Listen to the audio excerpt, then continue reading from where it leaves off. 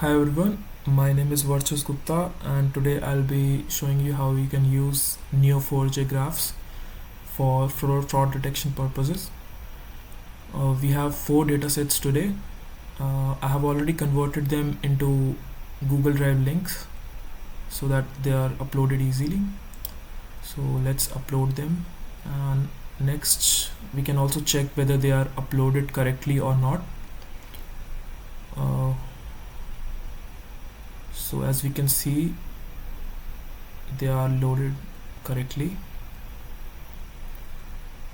We have also added a safeguard for data quality and performance. I've enforced uniqueness for client IDs, seller IDs, email addresses, phone numbers, tax numbers, and transaction IDs. This guarantees clean merges and prevents duplicates. I have also added time-based indexes so that the queries filtering by timestamp run efficiently.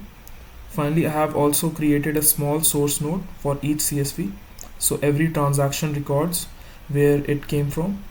These measures together give us reliability, speed, and traceability. The listings on screen confirm that constraints and indexes are active, as you can see. Next, we will load the entities and the events. Clients and sellers are updated using their natural keys. So existing records are updated and new ones are added. Purchases and transfers become transaction nodes. If a transaction ID is missing, we can generate one so the events is uniquely addressable. I've also connected the behavior for purchase. The pattern is client transaction to the seller, and for transfer it's client to the client. Each transaction is also linked back to its source file for audit trails and later reconciliation. As you can see, the creation counts confirm that nodes and relationship have been added.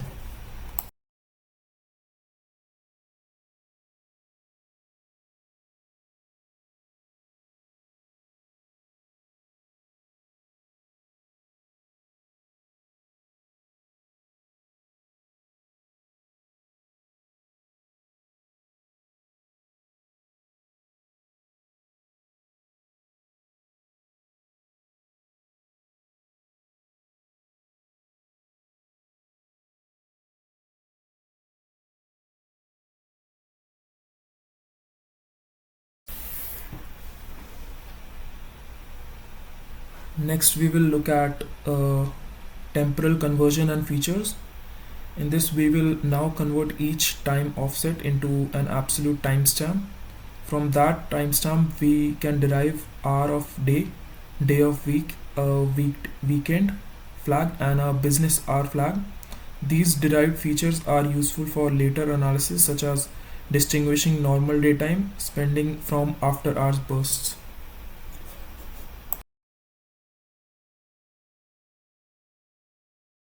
We will add modeling extensions. In this part, we will enrich the graph with two additional relationship layers. First, I have added temporal ordering between consecutive transactions of the same client that occur within 1 hour, and we can store the time gap. This converts isolated events into navigable sequences and supports session and rapid burst analysis. Second, I have also created links between clients who share an email or a phone number. This exposes implicit social or operational groupings and is particularly helpful for detecting organized activity.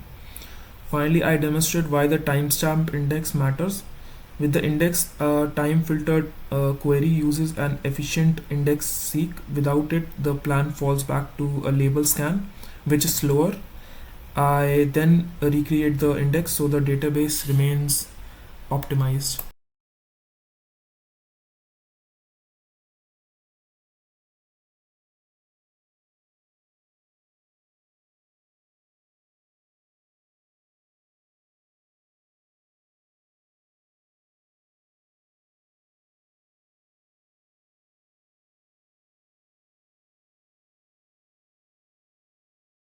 Moving on to part 2.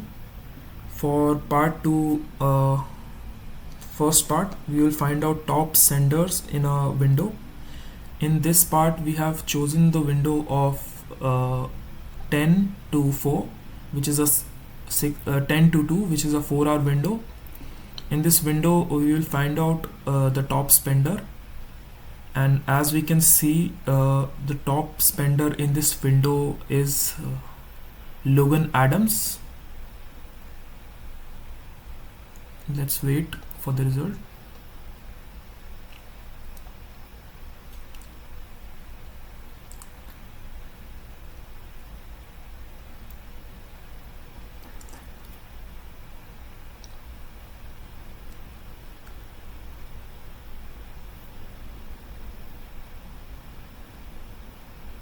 So as we can see, it's the top spender is Logan Adams, and he has mostly spent on one store, which is Varchasv.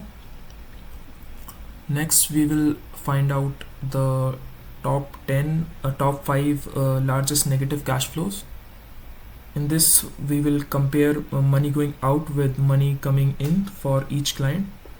Outgoing is purchases plus transfers sent, and sent is incoming in transfers received.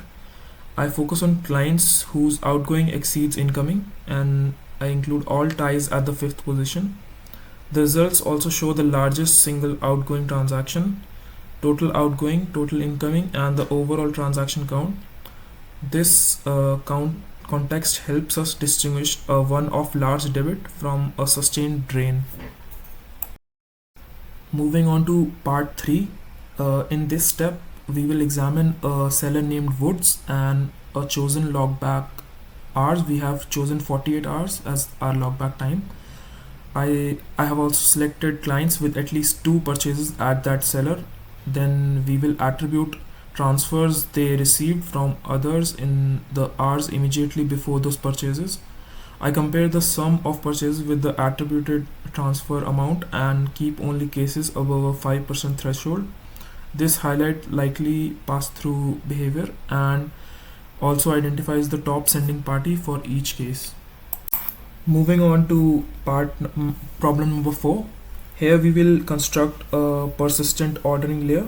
Each transaction points to the next for the same client. The first and last transactions are anchored, and each event receives a sequence number.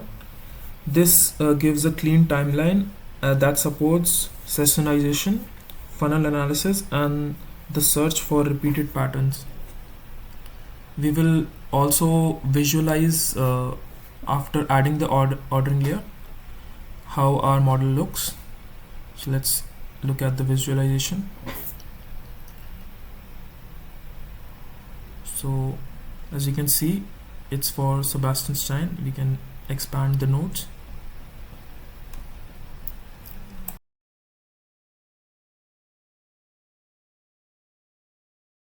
Moving on to part 3, we will look at a contact graph plus group tags.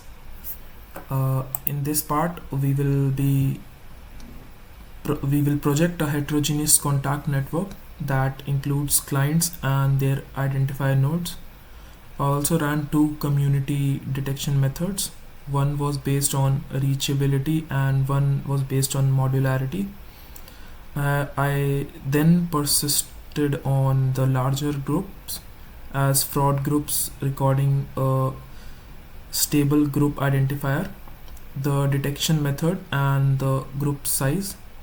A quick visual of the largest group shows how shared identifiers hold the memberships together. So let's look at the visualization first.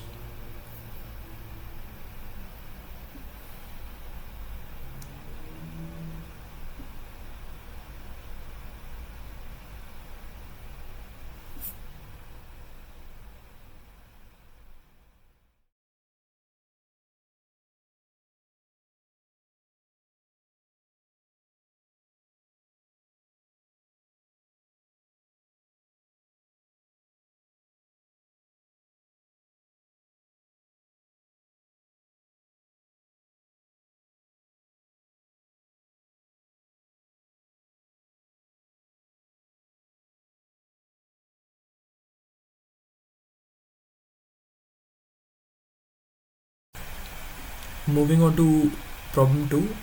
Here we look at cross-boundary money flow transfers where the sender is inside a detected group and the recipient is outside. Ranking the recipients by incoming value surfaces potential funnel that benefits from group activity.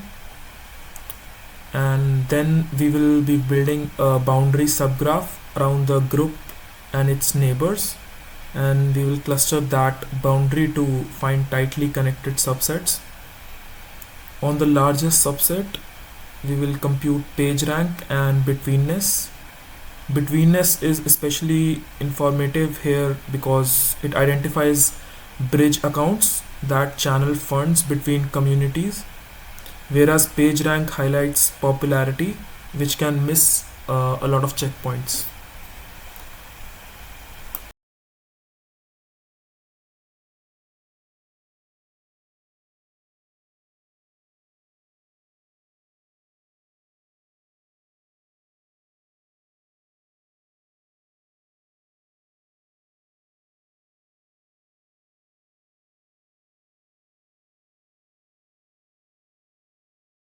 Also visualized it using Bloom so that we can see the returning the largest boundary cluster.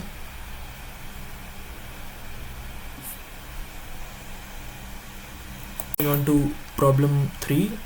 Here we will look at temporal projection and hidden links. We will create a temporal transaction projection that summarizes repeated transfers between the same pairs and retains first and last times. We have also applied similarity to identify pairs that share many counterparties yet have not transacted directly. A simple score ranks the most suspicious pairs. These are strong candidates for monitoring and for new rules.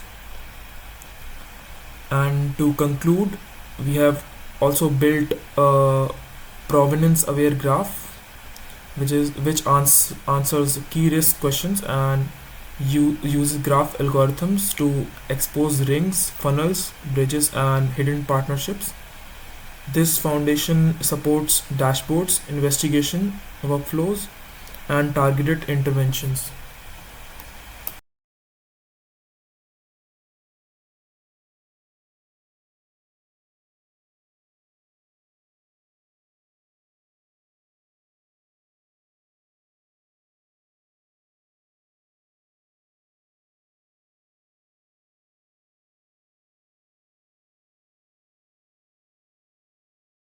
See the final Bloom cluster representation. That's all for today. Thanks for watching.